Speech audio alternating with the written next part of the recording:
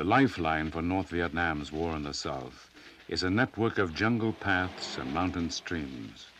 The Ho Chi Minh Trail is the scene of intensive warfare.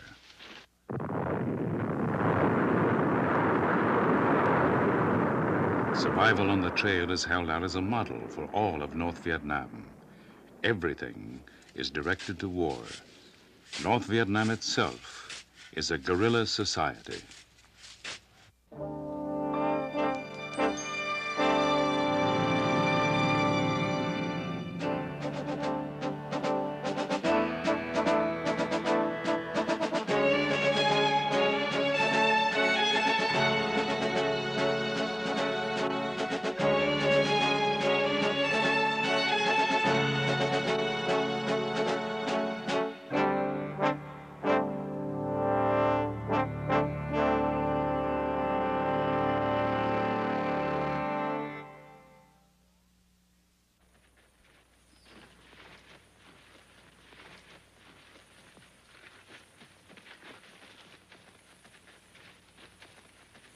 The Ho Chi Minh Trail is like a funnel.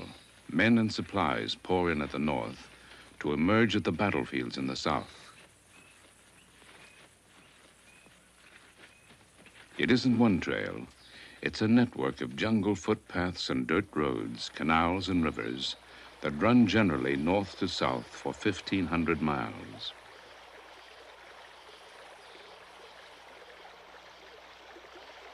It is a grueling, perilous journey. The trail begins near the coast, enters the western highlands through a narrow pass, then stretches south along the mountain ridge separating Laos and Vietnam.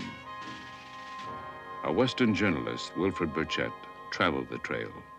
It was improved the whole time. At the time when I first started down, it would have taken a good 6 months to get from the 17th parallel down to, say, anywhere close to Saigon.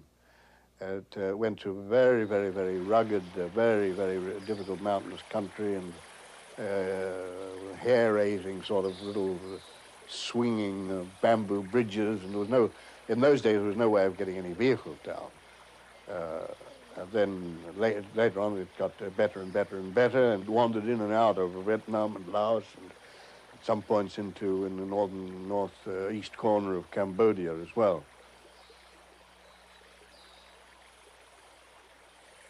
The trail and the Vietnam War develops from 1959 when North Vietnam decides to supply rebels in the south.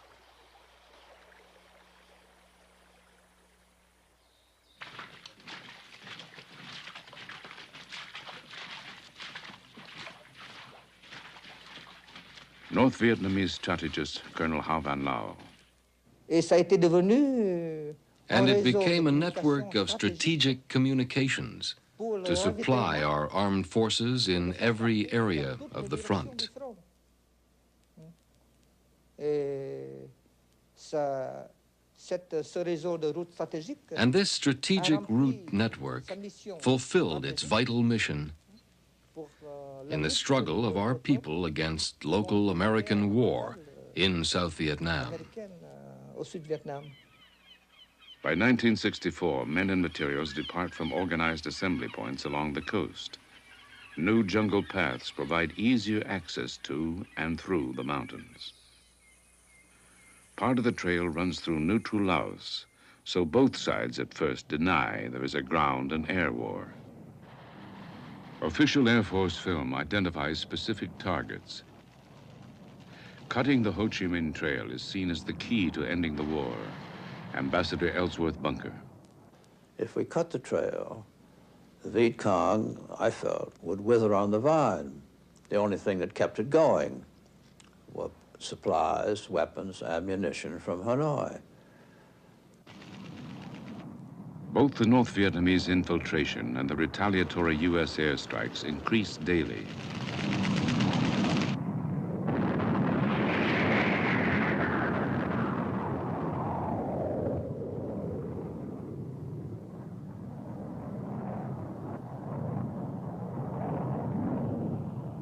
From 1964 to 67, the airstrikes tripled from 2,000 to 7,000 each month.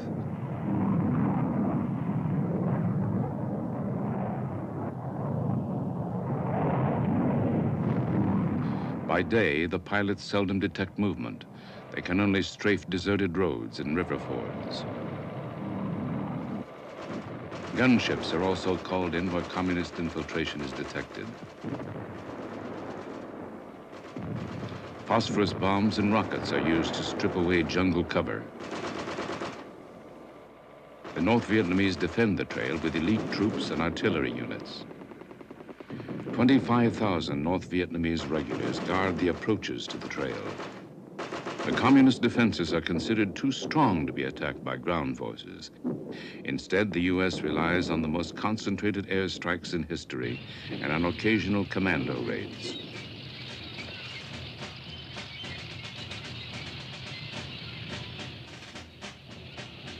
An army of 50,000 laborers keeps troops and trucks moving south, clearing the bombed mountain passes and repairing the bridges.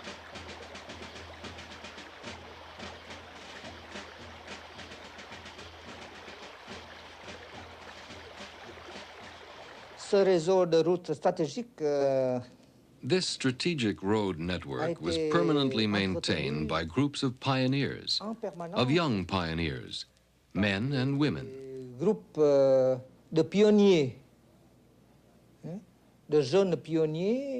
And of youth groups who were ready at any time to repair the roads immediately after every aerial bombing.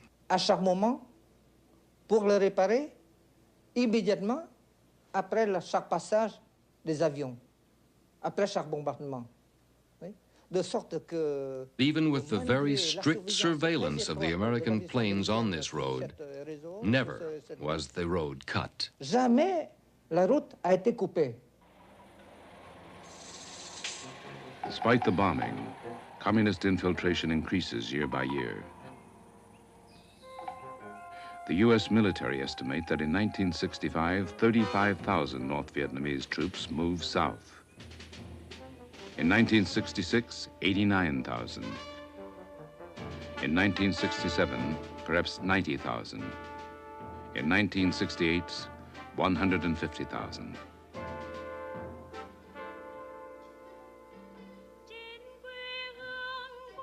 The trail defenders grow their own food. Their campsites and truck repair depots spaced every few miles under thick jungle canopy.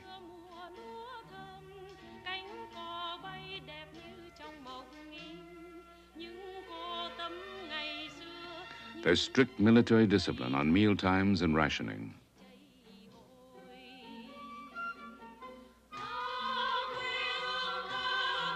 Each camp has a medic unit. Some have nurses and surgeons. At key base camps, communist cadres even publish their own news of the war. Some American commandos couldn't convince their superiors of the extent of the trail organization. I always felt that they disregarded whatever information we gave them. Always felt that. Because at times that Ho Chi Minh Trail was so busy. It really was like the Long Island Expressway during rush hour. And anybody that knows that such large amounts of men and materials are moving down, that knows that and doesn't do anything about it, obviously didn't want to win the war. And I'm not just saying my reports. There was a lot of electronic eavesdropping devices that were also dropped all over that trail. And the Air Force knew about it, the Army knew about it, the CIA knew about it, and yet everybody tended to disregard that information in terms of the enemy's capability of launching a full-scale attack. I used to hear many people back in the States saying, why don't we plug up the Ho Chi Minh Trail? Why don't we just bomb the Ho Chi Minh Trail? Well, it wasn't one trail. I mean, there were thousands of trails. It was a network of thousands of trails, and there were thousands of R&R spots along the way where the enemy troops could seek refuge, build up, and I have to commend them. The NVA were some super soldiers. The troops moving south stop one day each week at base camps. These provide what the Americans call rest and recreation, R&R.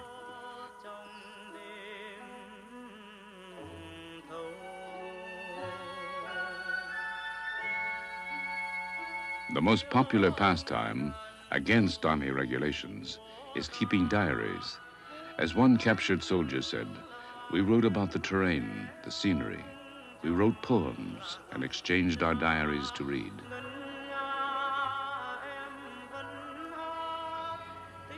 At the height of the war, the journey south takes only 6 weeks, where it once took 6 months. Now they move by truck to assembly areas in North Vietnam and then through jungle passes into the mountains.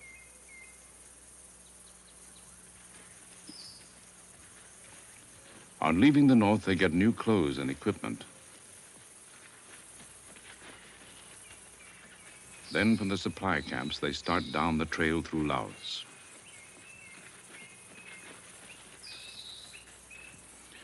An assessment of them by U.S. Commander General William Westmoreland. They were a very dedicated group. The training of a North Vietnamese soldier involved more propaganda, indoctrination, than military training. They were tough. Their commanders were well disciplined and well trained, but they were ruthless and demanding strict obedience by the men under them, the men in the ranks. They had a fatalistic attitude where when they moved south, many of them had tattooed on their arms a statement, born in the north to die in the south. There was a great deal of discontent in their ranks, particularly among the very young and of the very old. And there were old men and young men that were drafted into service. Before leaving, family visits are allowed, but soldiers are instructed not to tell their destination. The tour of duty is indefinite for those who travel south. As the war intensifies, fewer return. A typical day on the trail. They rise at 3:30 a.m., march for at least 10 miles or 10 hours a day.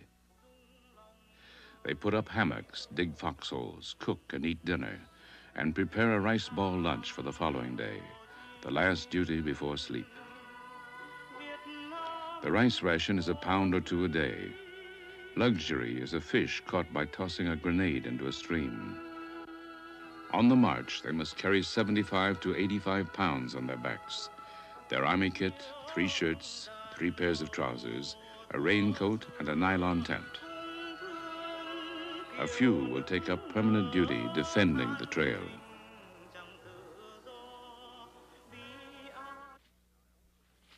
Tens of thousands die on the trail from the physical hazards of the journey. Eyewitness Wilfred Burchett. Medical problems were rather bad, especially malaria. Malaria, some intestinal and respiratory things, but mainly malaria. But they had a very good production of medicines going by that time, both locally in South Vietnam. They had their little jungle clinics, and they had a pretty good pharmaceutical service in Vietnam, in North Vietnam. And everybody started out with whatever it was necessary, the prophylactic stuff against malaria of their own production. And one thing that was absolutely essential, which everybody had to carry, I also carried them, were sort of dice-sized cubes against a snake bite. It was a local remedy. If you got bitten by a snake, you broke the thing in two, clapped it on the one half on the actual bite, and swallowed the other half. You had to do it within 3 minutes. It was a death adder, because otherwise you would be stiffened up.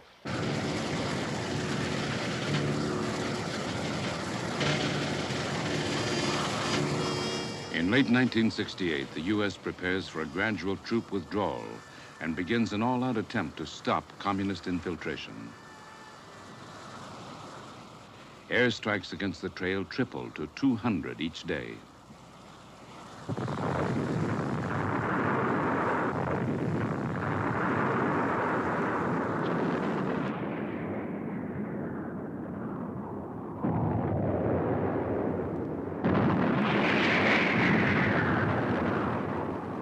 Bombing of the trail increases the cost of this air war to $1 billion each year.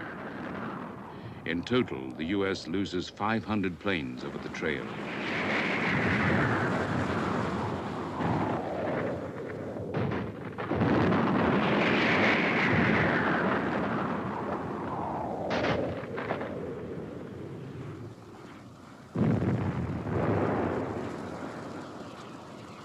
American High Command claims success on the ground.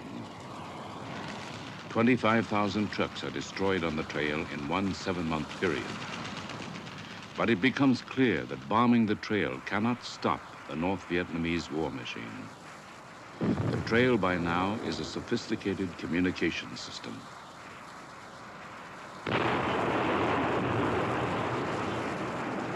In the beginning, it was a very, very miserable sort of collection of trails. Gradually, it became a major, more or less, highway, accompanied with a parallel pipeline. For the big offensive in '75, they were getting their fuel pumped down just to wherever they needed it.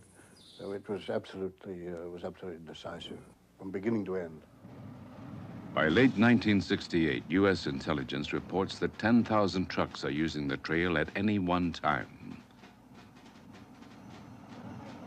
The trucks operate in relays, traveling 40-mile stretches. Each section has its own repair crews, supply dumps, and fuel depots. The vehicles are kept strung out along a grid system of vertical and horizontal paths. When one route is bombed, the column of trucks switches to a side path. A labor gang immediately repairs the bombed section.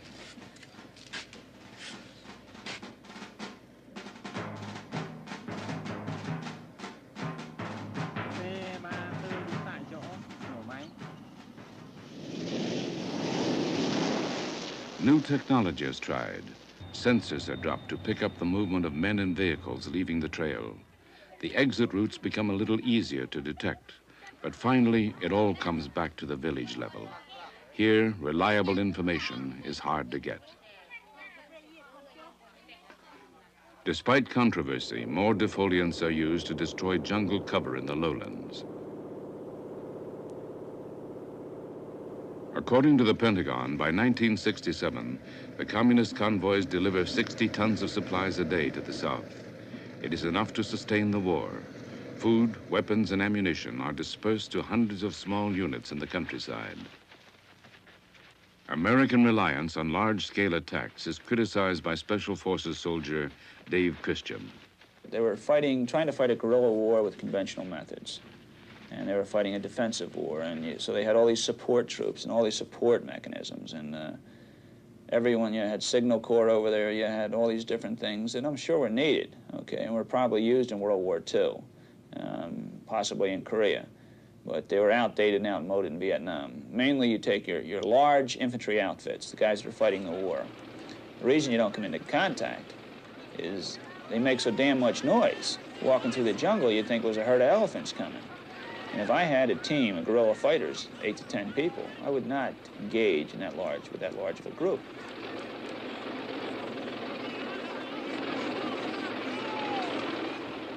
Unable to block the trail, the American command concentrates on the exits. The Iron Triangle, a 40-square-mile area north of Saigon, is a major infiltration point. General Westmoreland defends large conventional operations. War Zone C was a heavily forested area north and west of Saigon along the Cambodian border. And it was, the Vietnamese, before we arrived, would never dare go in there because it was totally dominated by the enemy. The enemy had great tunnel complexes in there. They had their headquarters well dug in and camouflaged. They had their supply dumps there.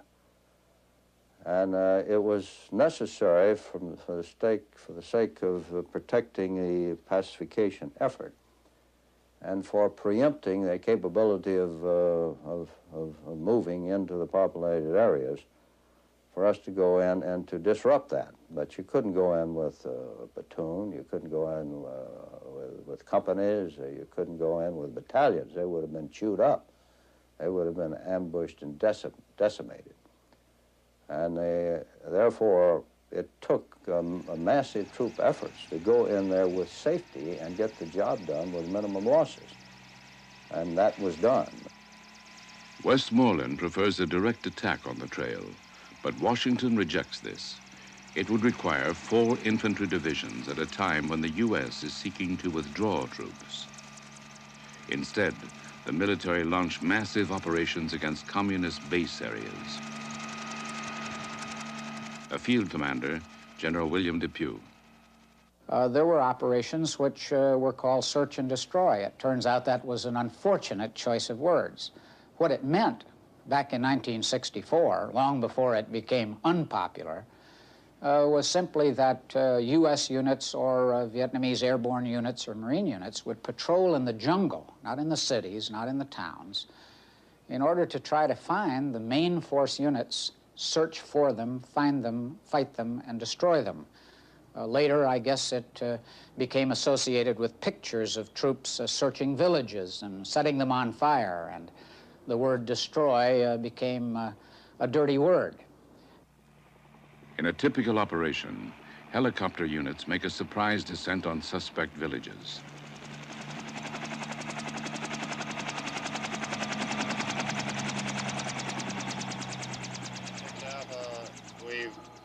In operational areas, villages are considered base camps.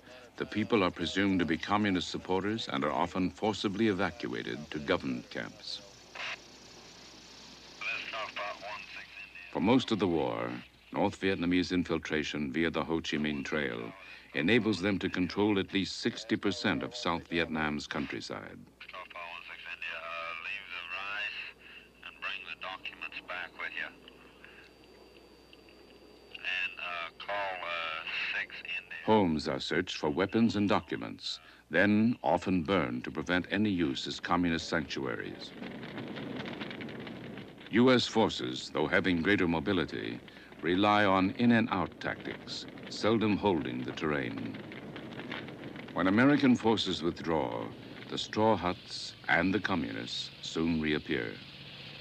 Known communist villages are bulldozed and the cropland leveled. But across the countryside, the communists develop underground hideouts linked to the trail. They regard the trail as their route to victory.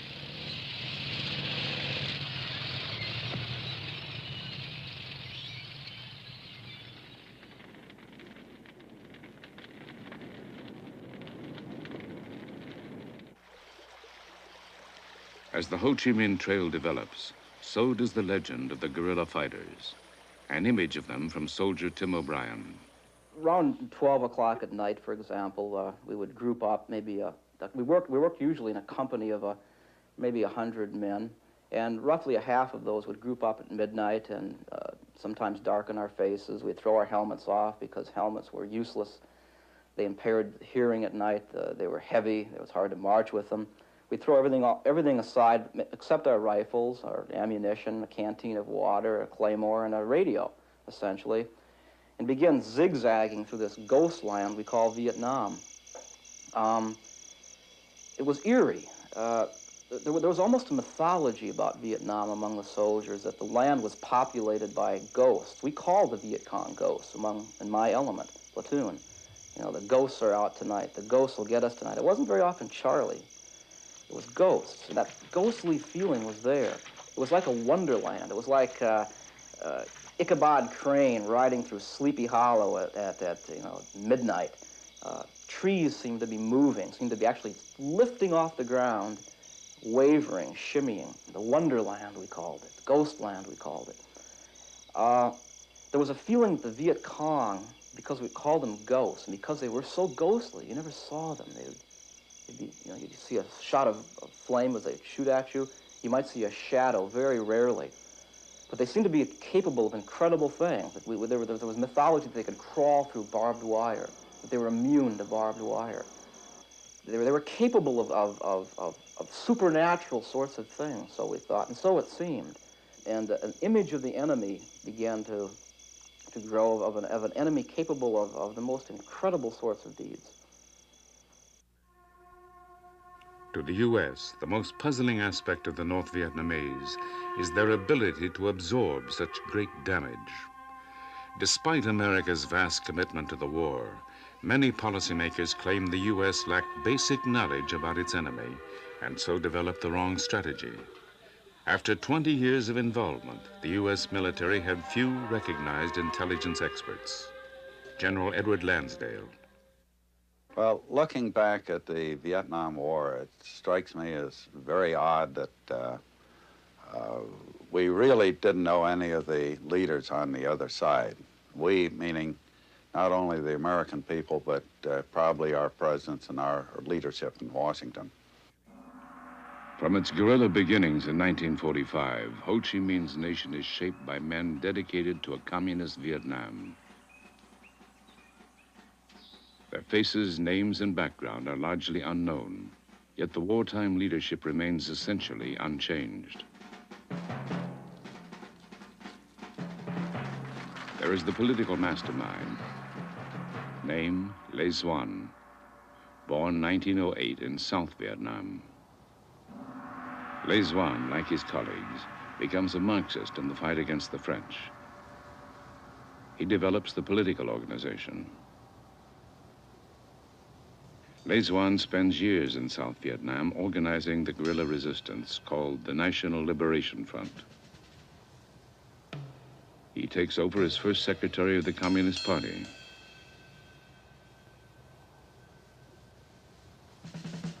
There's the longtime prime minister who directs day-to-day government and becomes Hanoi's public voice. Name, Pham Van Dong, born 1906 at Hue, Central Vietnam. Dong is highly educated, the son of a Mandarin. He helps found the Viet Minh, the peasant movement which fights the French. He negotiates peace in 1954. The agreement partitions Vietnam. He becomes prime minister, and as premier sees Vietnam united 21 years later. There's the military mastermind. Starting with 34 volunteers, he eventually commands a 1 million-man army. Name, Bo Nguyen Giap, born 1912 in central Vietnam. Giap is politically active from age 14. Though poor, he studies law, then teaches history. His wife dies in a French jail. He joins the Viet Minh. At age 27, he plans the guerrilla strategy which defeats the French. He has military command for 30 years. And there is the legendary president, at first unknown even to the Vietnamese. Name, Nguyen That Tan, born 1890 in central Vietnam. The world knows him as Ho Chi Minh, one of his many aliases. At age 21, he goes to France to seek political reforms for Vietnam. He spends years in Russia and China, returning to his homeland 30 years later. In 1945, he proclaims independence. 30 years of war follow. In the North, Ho creates a single-minded society with one goal, one Vietnam. An expert on North Vietnam, Brian Jenkins.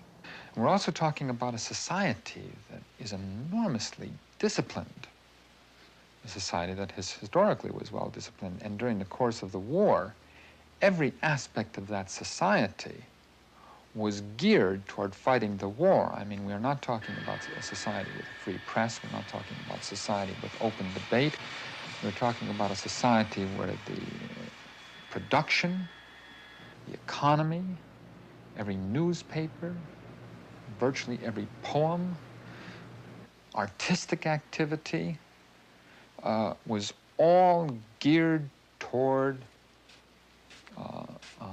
that war effort. The war in the North is most intense along infiltration routes near the border with the South. The U.S. bombards this region almost daily for 8 years. Hanoi diplomat Ha Van Lao. À l'arrivée des avions ennemis, When the enemy planes arrived, everyone participated in the anti-aircraft defense, whether it was an active defense, such as manning the guns, or whether it was a passive defense, one of creating conditions in which the civil population wouldn't be harmed by the bombing. And after the planes left, everyone would pick up their work, whether it was in the factories, the fields, the city, or the country. To guard the border area, the population of the Vinh Linh region goes underground. Year by year, they extend the tunnel community. According to Hanoi, the strange world of Vinh Linh finally winds for hundreds of miles, sheltering 70,000 people.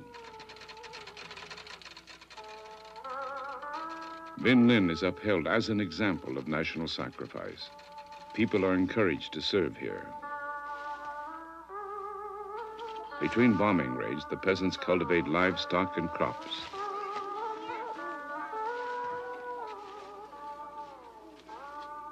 Trenches crisscross the fields.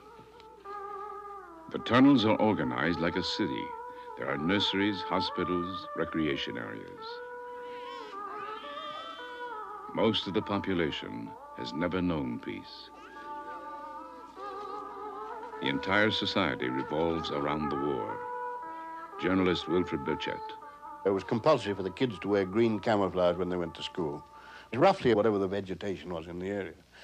But I remember once driving through, and to my great astonishment, a whole field of maize suddenly got to its feet and charged across the road. And these were the local peasant militia. The priority is to keep open supply routes. Women militia are drafted to defend them. Women played a very considerable role.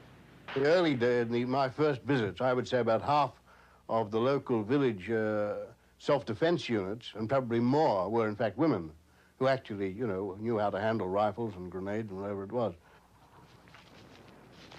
In the north, the women had very largely taken over from the men in agricultural production. You saw women everywhere working in the fields and doing jobs which previously women never handled at all, plowing and harrowing and that sort of thing. Our army was by nature a popular army. It was composed of three categories: the local militia, the regional units, and the units of the regular army. An ordinary fighter in the regular army was normally 20 to 25 years old. The majority of them had secondary school education, and they had the possibility of continuing their studies in night classes, if conditions permitted it.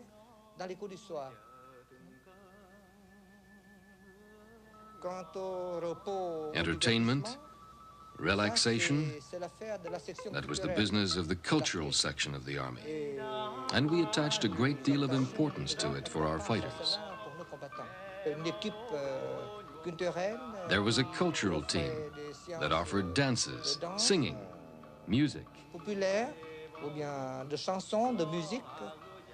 They even organized basketball teams, volleyball teams. Teams of athletes would compete against one another. The army versus the civil defense. General Giap's military hero is Napoleon. I've lost some battles, but never lost a war, says Giap. Effectively, his army is the entire population. Whether in or out of uniform, everyone is assigned war duties. The leadership sets an example of self-discipline. The Prime Minister lives in the servants' quarters of the former colonial governor. Party Chief Le Duan receives a salary of $10 a month, the same as all other government officials. Ho Chi Minh constantly tells them, stick together.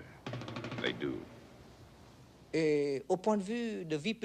In terms of their personal life, our leaders were very much united because they struggled under the same conditions.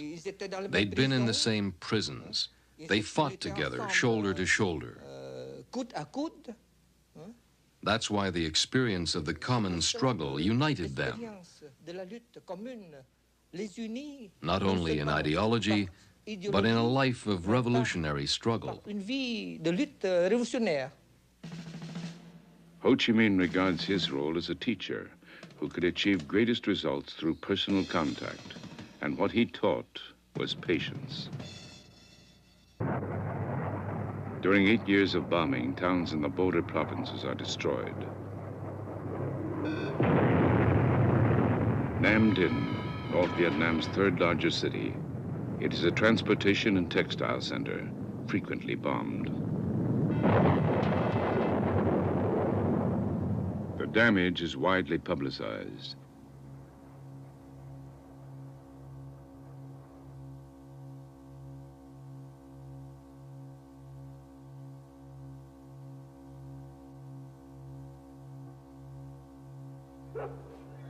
Visitors taken to the city 50 miles south of Hanoi find churches, homes, schools destroyed.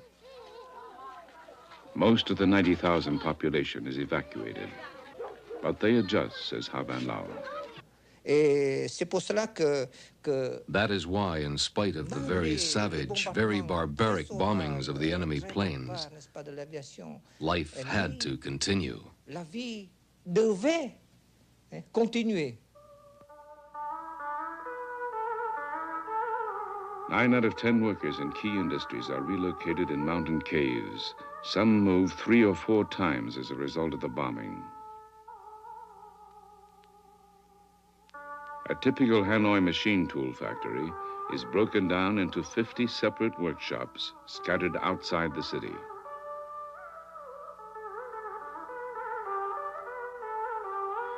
Work continues in 3 shifts to maintain the war in the south. Individual hardships continue for 30 years.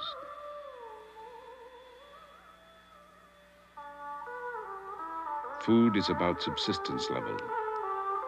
In 1967, the monthly ration per person is 1 pound of meat and 8 pounds of rice. In a year, each person is allowed 5 yards of cloth, enough for 1 shirt and 1 pair of trousers, the standard dress for men and women.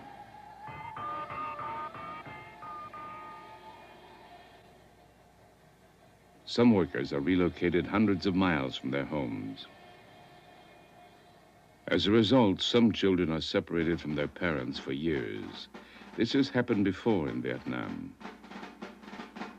The evacuated areas were first used in 10th century wars. They live now where their ancestors fought. The students wear the red kerchief of the Communist Youth Movement. The lesson combines a 1,000-year history of Vietnamese nationalism with Marxism. Communist affairs expert Brian Jenkins.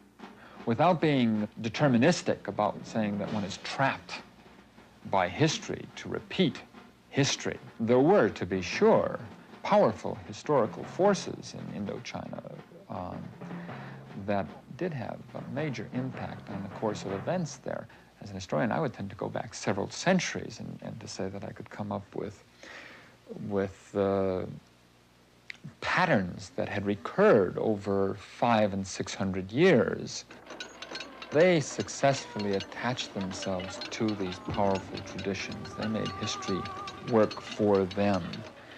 And psychologically and politically, this put the South Vietnamese and the Americans as foreign intruders very, very much at a disadvantage. They were able to take advantage of this powerful tradition of resistance. In some cases, one is talking about the resistance to Chinese rule for centuries.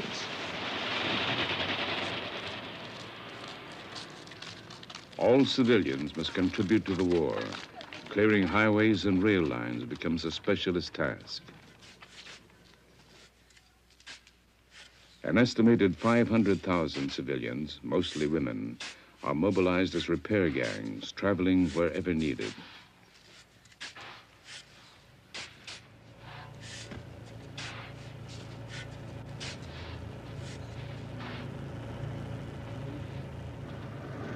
By 1968, Hanoi claims that 80% of all towns and cities of the north have been bombed.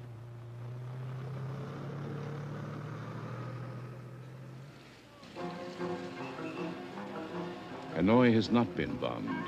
During the 1960s, the U.S. fears that destroying Hanoi might bring the Soviet Union or China into the war. But thousands of concrete cylinders are placed every few yards on each street as air raid cover.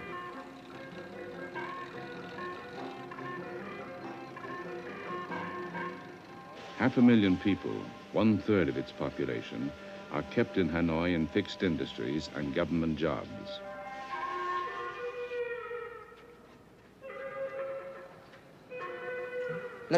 Everyday life had to continue. Above all, production had to continue and even intensify. Because if we hadn't increased production, how could we have kept ourselves supplied to continue the war? In the urban centers, to save the life of the civil population, we dug trenches everywhere. The shovel becomes the tool of national survival. A 16-hour workday is normal for decades. The chief strategy is to outweight the enemy. The money North Vietnam spends on the war is unknown, but the war does demand tremendous economic sacrifice. In government stores, there are long queues for cigarettes called diem bien phu. Luxury is a mosquito net. In the late 60s, food rations increase with Soviet aid. Even then, officials tell visitors, we are terribly hungry. But at all times, traditional Vietnamese culture is maintained. And I can even say that we didn't lack for recreation either.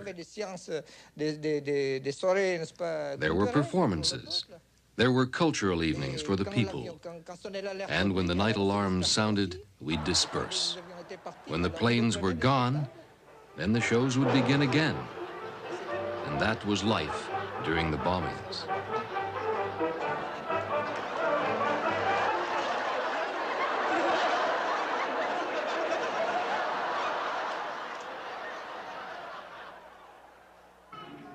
North Vietnam is regarded by American policymakers as a puppet state, first of China, then of the Soviet Union. But Hanoi tells the people they are fighting for independence. The North, in turn, cannot understand U.S. motivations. Hanoi does not recognize South Vietnam as a legitimate country. The war for one Vietnam is presented as a national crusade. U.S. policymakers underestimate the nationalist appeal of Hanoi's leaders, says historian Brian Jenkins. I think when we talk about the North Vietnamese leadership, we are talking about dedicated Marxists, but dedicated Marxists who nonetheless are as traditional as the ancient Confucian mandarins that ran that country centuries ago. In fact, it's intriguing that some of the leadership traces its origin in terms of its own families, not to proletarian backgrounds, but rather to advisors to the emperors, to court mandarins in some cases. No, clearly the Marxism, while legitimate and true to those leaders, was very, very, very much something which one put on top of a Vietnamese nationalism. After peace with America is celebrated, Hanoi still anticipates a drawn-out fight to attain reunification. Patience is regarded as both the greatest virtue and weapon. By this time, some of Hanoi's leaders have already been fighting for 50 years. If one looks at Vietnamese history, and the communists certainly did, they are able to bite off half centuries in a gulp, whereas we think of 5 years or 10 years as being a long time. Ho Chi Minh's boast that they were willing to fight 10 years, 20 years, 30 years, or longer if necessary, was not an idle boast, but rather really reflected a Vietnamese perception of history. It made probably little difference to them whether ultimately they would achieve their ends in the year 1969, 1970, 1975. It could just as easily have been the year 2000.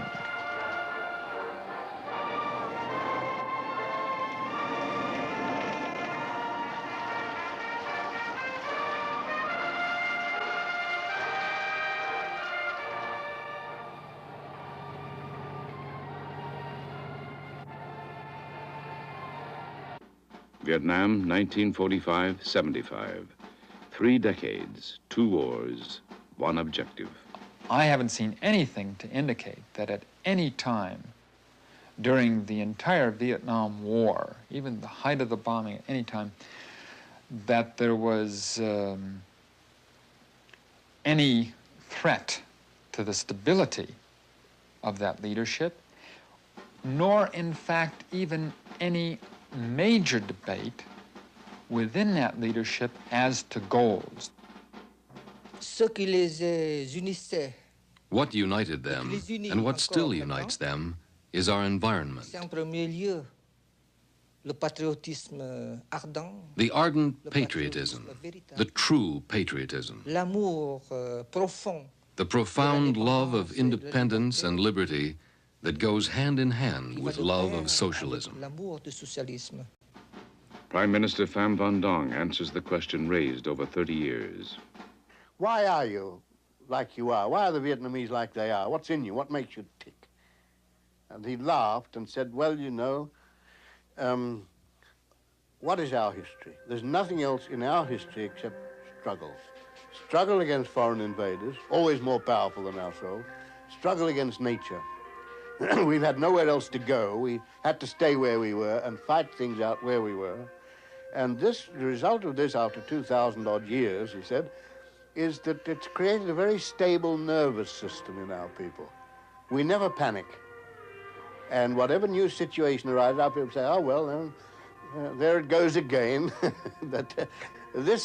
He repeated this 3 times. There is nothing else in our history except struggle.